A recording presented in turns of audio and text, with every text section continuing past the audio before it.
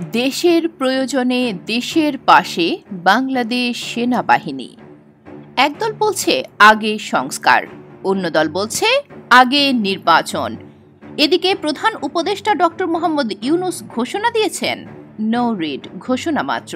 Police বাহিনী এখনো আশানুরূপভাবে সক্রিয় নয়। আইন শৃঙ্খলার নিয়ন্ত্রণের গুরুদায়িত্ব এসে পড়েছে সেনাবাহিনীর কাঁধে।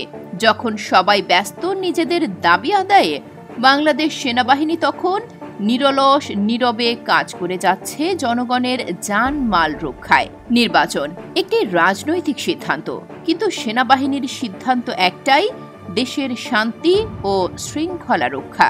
কোনো রাজনৈতিক দলের অযৌক্তিক এজেন্ডার বাহক নয় সেনাবাহিনী। তার বড় প্রমাণ 5ই আগস্ট।